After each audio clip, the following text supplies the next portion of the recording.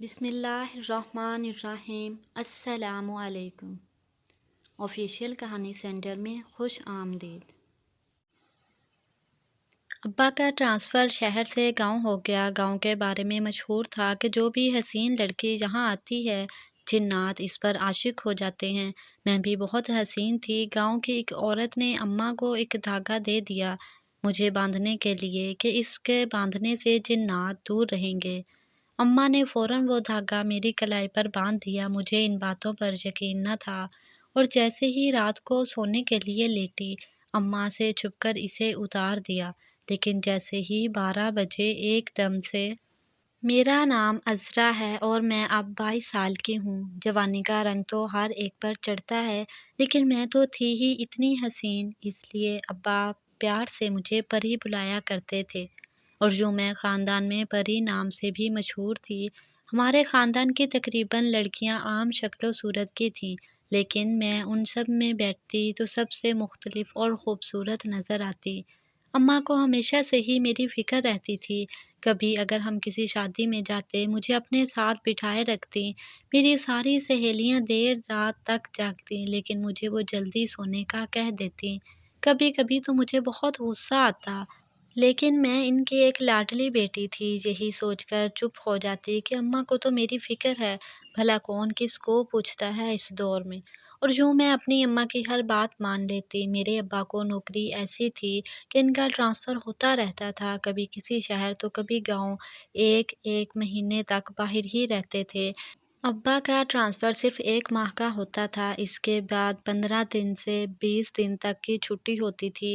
اماں بتاتی ہیں کہ ان کی شادی بھی بہت عجیب طرح سے ہوئی تھی۔ ابا نے انہیں ایک بس میں دیکھا تھا اور پسند کر لیا، لیکن اس ٹائم کوئی بات چیت نہیں ہو پائی تھی اور اماں بس سے اتر گئی تھی۔ کچھ دن بعد جب میری دادی نے ابا کے لیے لڑکی پسند کی تو وہ اماں ہی تھی اور ابا نے اماں کو شادی سے پہلے دیکھا بھی نہیں تھا۔ نکاح کے بعد جب اماں کو دیکھا تو ان کی خوشی کی کوئی حد ہی نہ تھی، جیسے انہیں اپنا کھویا ہوا پیار مل گیا تھا۔ میری دادی گاؤں کی تھی۔ شروع میں ابا اماں کو اپنے ساتھ شہر نہیں رکھ سکتے تھے تو اماں میری دادی کے ساتھ گاؤں میں رہتی اور ابا کے بغیر بہت اداس رہتی، اور لیکن اماں کی دعاؤں سے ابا کی نئی نوکری کراچی شہر میں ہو گئی اور ایسی نوکری بھی نہ تھی کہ جگہ جگہ گھومنا پڑتا، اور ابا بھی اکیلے رہ کر تنگ آ گئے تھے۔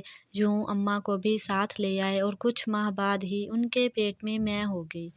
ابا کو بڑی خواہش تھی بیٹی کی، انہیں اماں شروع سے پسند تھی۔ وہ چاہتے تھے کہ میری بیٹی بھی اپنی ماں جیسی ہو، کیونکہ بیٹی تو ماں کا ہی عکس ہوتی ہے۔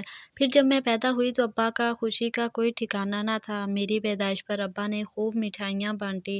اماں ابا کو کہتی آپ تو ایسے خوش ہیں جیسے بیٹا پیدا ہوا ہے، تو ابا کہتے یہ میری بیٹی بھی کسی بیٹے سے کم نہیں ہے۔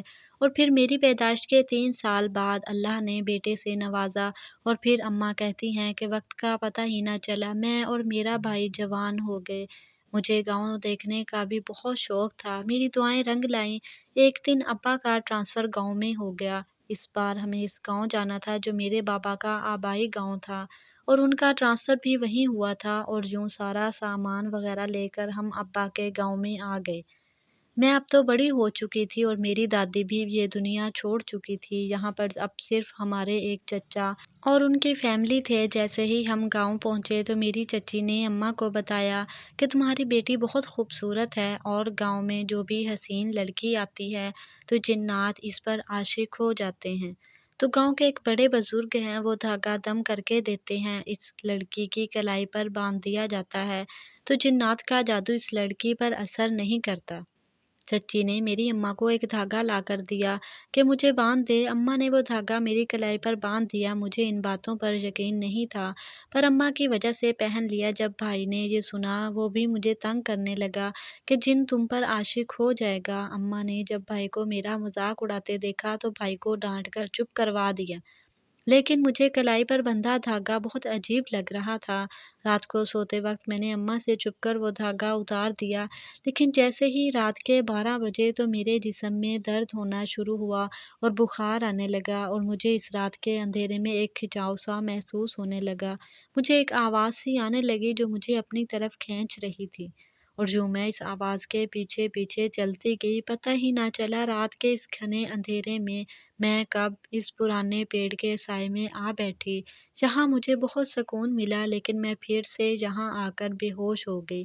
اور صبح ہوئی تو ابا اور اماں مجھے سارے گاؤں میں ڈھونڈتے رہے، لیکن میں کہیں نہ ملی۔ اماں کو گاؤں کی عورتوں نے بتایا کہ یہاں ایک پیڑ ہے، اس میں جنات کا بسیرا ہے، جو خوبصورت لڑکی یہاں آتی ہے اس پر یہ جن قبضہ کر لیتے ہیں۔ اماں بھاگتی ہوئی اس پیڑ کے پاس آ پہنچی، مجھے اٹھانا چاہا لیکن اٹھا نہ سکی۔ میں اس پیڑ سے بھی زیادہ وزنی ہو چکی تھی، کوئی مجھے ہلا بھی نہ سکتا تھا۔ میری گرفت اتنی مضبوط ہو چکی تھی کہ اماں نے جلدی سے چچی کو فون کیا کہ اس کی کلائی پر بندھا ہوا دھاگا نہیں ہے، اور اس بزرگ بابا کو سارا قصہ جا کر بتائے۔ جس سے اس نے یہ دھاگا لیا تھا، اس نے جا کر اس بابا کو سارا ماجرا بتایا۔ اس بابا نے وہاں سے فون پر ہی مجھ پر پڑھائی کی۔ مجھے ہوش آ گیا، میری آنکھیں کھلی تو میری امی جان میرے سامنے بیٹھی تھیں اور بہت رو رہی تھیں۔ مجھے بلایا، میں اٹھنے لگی تو اٹھ نہ سکی۔ اسی بابا نے ایک دھاگا بھجوایا تھا کہ اب یہ گلے میں ڈال دو، اور وہ دھاگا لے کر چچی میرے پاس آتے آتے شام ہونے والی تھی۔ میرے ارد گرد بہت سارے لوگ جمع ہو چکے تھے، سب مجھے دیکھ رہے تھے۔ میرا رنگ لال ہو چکا تھا۔ جب چچی آئیں تو اماں نے چچی سے دھاگا لے کر فوراً مجھے پہنا دیا۔